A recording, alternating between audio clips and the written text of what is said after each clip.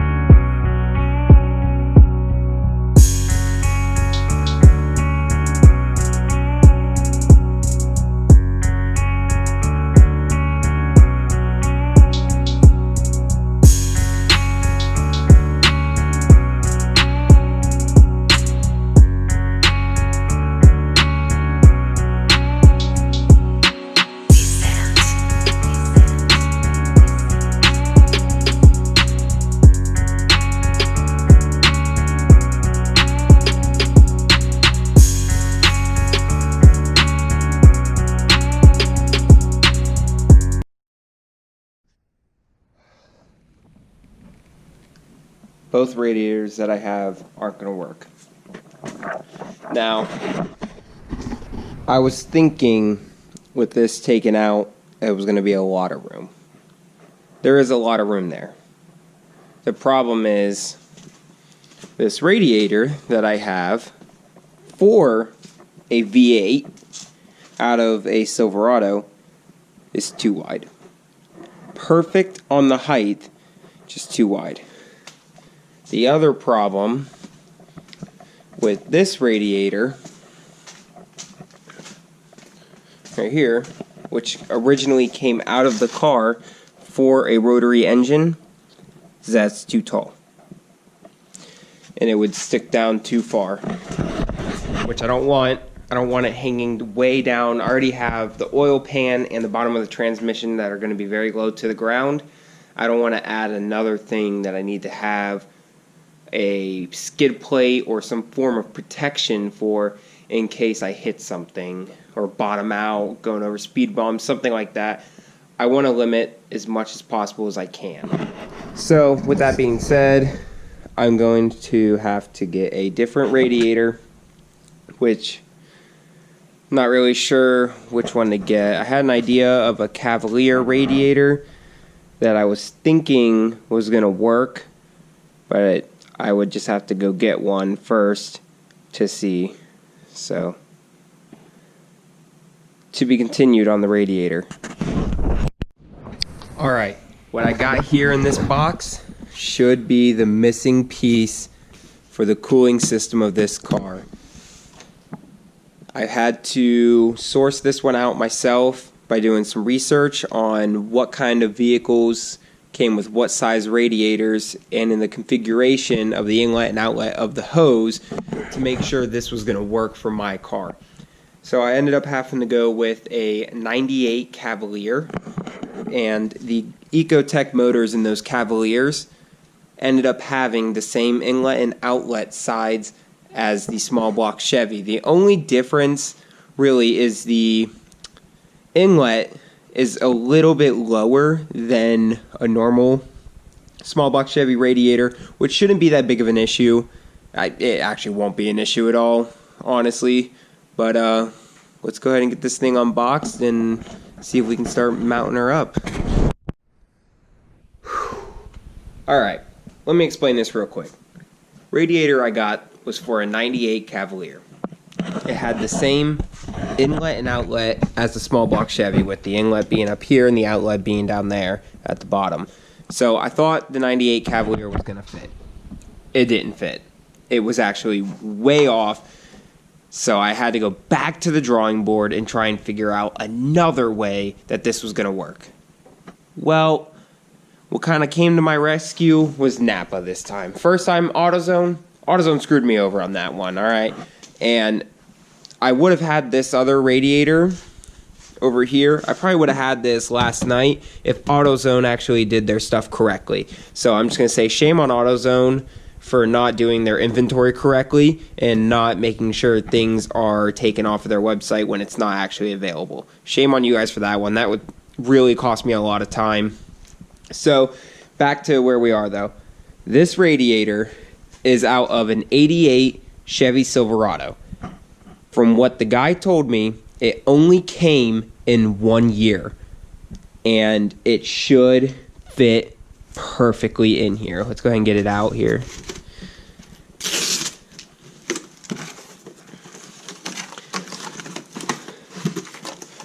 Oh yeah, buddy, look at that. Alright, so from what I'm told, this is out of an 88 Silverado, and it should fit. You can see that it doesn't even have a filler nut on it. Huh. That's not really a big deal, but let's figure out how this is gonna work. It's gonna have to go like this. I think it goes this way, honestly.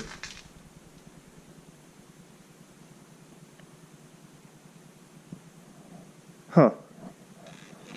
I don't think this is the right radiator, guys. It looks right.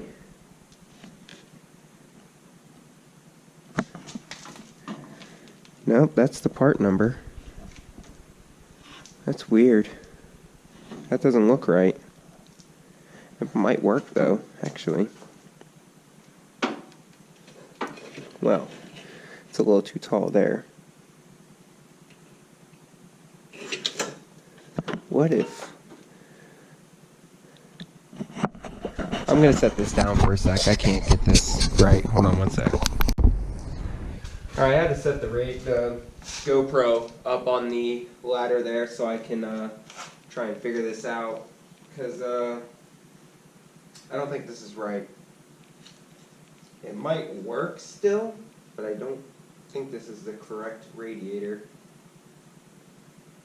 I'm actually a little confused because it doesn't seem right at all for any of this.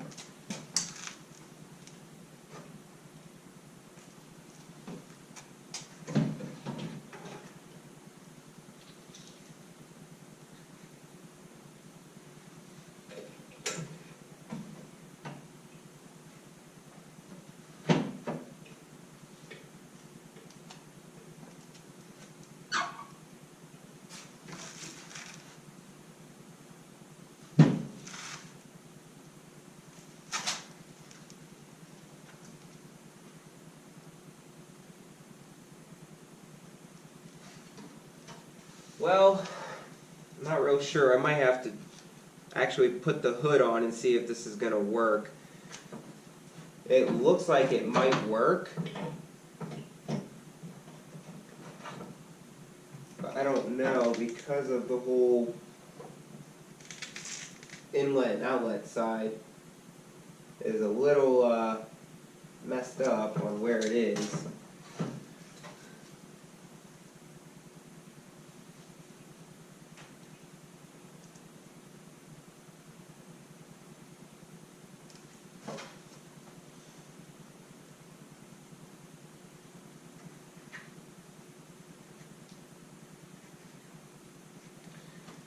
I don't know, man. This is it's pretty weird one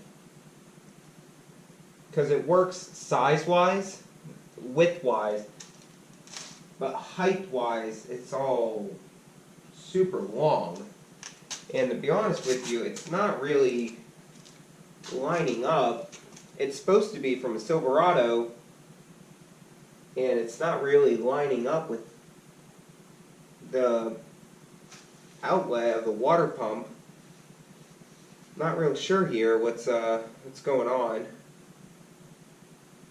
Doesn't even seem like the correct hose size either for a small block Chevy. I'm almost thinking this might be the wrong radiator in the box because this doesn't seem right. This almost seems too small in my opinion. I think I'm going to have to do a little bit of research on this one real quick. Let me get back to you guys on this one. Well, this is radiator attempt number 5 now. I don't believe this is the correct radiator. From the pictures online of that radiator that every store is using, it's not matching this. I'm thinking somebody put a different radiator in here to probably get their money back or something. That's not right. It's not. I don't even think it's coming out to the same size. So, looks like I go back to Napa now. Alright, after taking that radiator back to Napa and talking with the guy at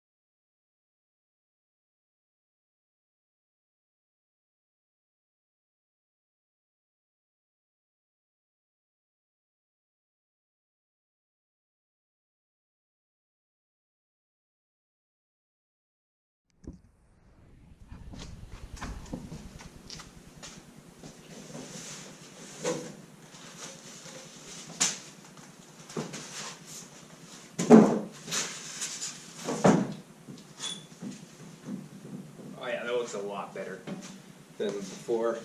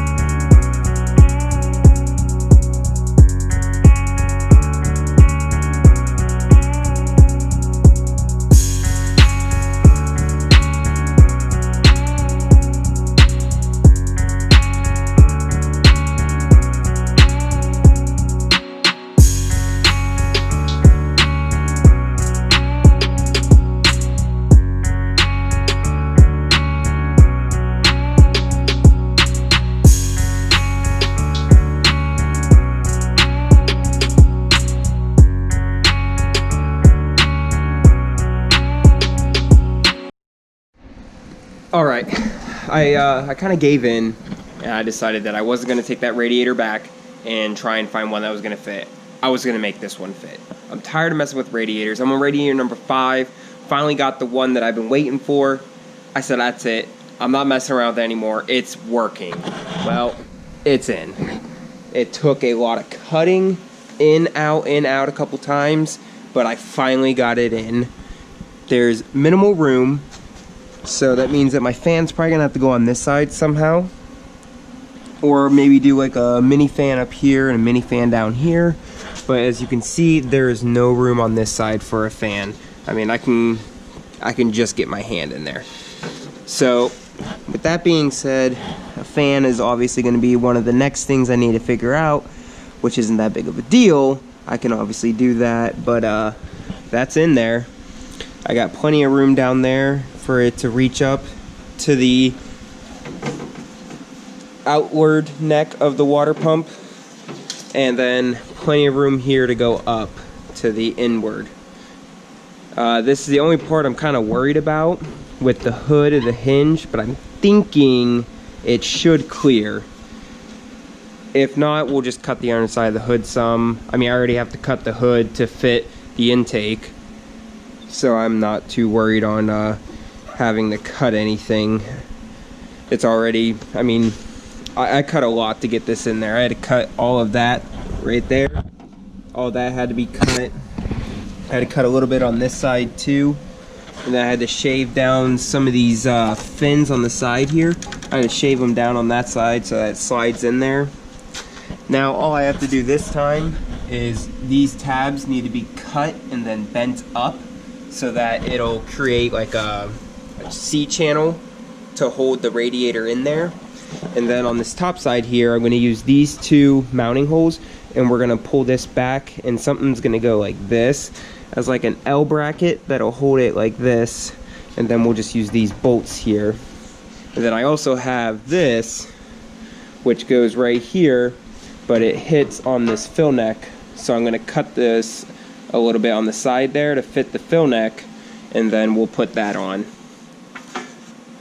So that's what I'm going to start working on next.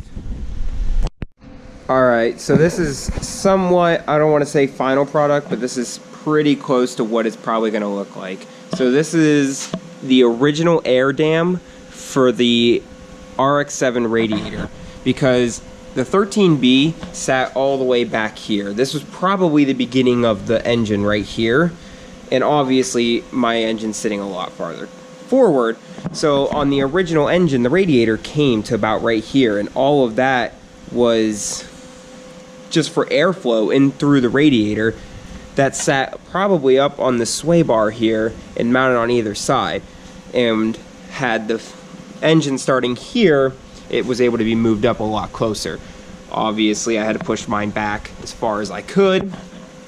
And I knew that if I could fit this in here and it cleared everything, that the hood would clear it when I put the hood on. Yes, I do know that I said that I was going to have to cut the hood because of the intake, but knowing that the radiator sits below this part and the hood went flush with this, I know that I'm not going to hit the bottom side of the hood with anything over here, and I'm not having to worry about any of that. So what I did though was I have the custom L brackets down here that are holding the bottom of the transmission or the radiator in, and then on the top side here I just made a couple more L brackets. This one I had to bend a little more to actually hold it, and then this one's kind of just a support to keep it from going anymore. And then I had to put the L bracket in first and hold it up there, and then bolt this down on top of the L bracket, so it's all being held together. I did cut this little corner out so that I could get to the top fill part of the radiator, which is not the highest point of the whole cooling system. I can already see that's going to be an issue, so I've been trying to think about what I was going to do about that, but I don't know if I'm actually going to have an issue or not with that. Hopefully I don't, and I don't have to do anything with it, but if I do, I mean, we'll figure something out. It's getting a lot closer. We're kind of winding down on things that need to get done. I know I still need to get a clutch line made and get it to adapt to the internal slave cylinder on the transmission. And I did get a bunch of clutch lines and clutch master cylinders from a guy that I could go through and figure out what is in there that might work. And I do need to do a custom exhaust system, which is going to be something that's probably going to be done by me because I can do it how I want it to be done. And then I need to do a fuel system, which I'm thinking I'm just going to end up doing a fuel cell in the back and then running the lines up to the front. Because it's a mechanical fuel pump, I don't need to worry about any electrical wires to run a fuel pump. I am going to put my custom switch panel, or my race switch panel, in the dash. And I did get a battery box because I think I'm going to move the battery to either the passenger floor side up underneath the dash, or it's going to go in the back also. But either way, that's going to be next. I need to get some radiator lines, and that's going to be a little tough one because it's got to like come out at an angle and come up to here. This one shouldn't be too bad. It's just got to go down and 45 into there, and then do an overflow, which I have plenty of room to do an overflow over here somewhere. Other than that, the fan, like I said, is going to be somewhat of an issue with this crash bar being here. But I'm not sure. Maybe I just get two of those little spall fans and mount one here and one here, because those spall fans really move some air. And then I could do a some duct work from the front bumper and have it come up to here, because that would work too with making sure airflow goes through the radiator. There's not much room for the air to not go through. Maybe even just putting a couple pieces here and here would force more air to go through it. Other than that, I don't see any problems that we're gonna have in the future with it. It's gonna fit underneath the hood, which was kind of the major part I was worried about. And like I said, that we're gonna have to cut it for the air intake on top of the carburetor. I got a little C-clip put on here to keep that from coming off now. It's not really perfect, but it should work. And then I'll just keep the pack in the car, you know, if in case I'm ever driving around and it comes off, I can go ahead and put one back on. I need to get some valve cover gaskets. I do have all the little bolts and hold downs for the valve covers. I just haven't put them on yet. This has to come off of the exhaust. I want to get this cut off too. The exhaust came from a emissions controlled state, and they were on a Monte Carlo that was out in California that had to have emissions and everything on it. So they work for my car. I'm just going to keep them for now. There's no reason to change them out, and I'm going to just build a custom exhaust off of that. And then I got to come down to doing the steering, which looks like I have plenty of room to do the steering still. It's going to be a little, I don't want to say it's going to be tight. I don't think it's going to be that tight, but it will be pretty tight in here with everything. But yeah, it's all coming together. It's coming together pretty well for not really knowing what all I'm doing exactly and kind of just doing this as I go. And I'm not really upset with anything. I think it all is working out really well right now. There are a couple things that I would do a little differently if I could. But other than that, yeah, I think it's working out pretty well so far. Next up on the list is going to be doing some wiring, and that should be fun. Here we go.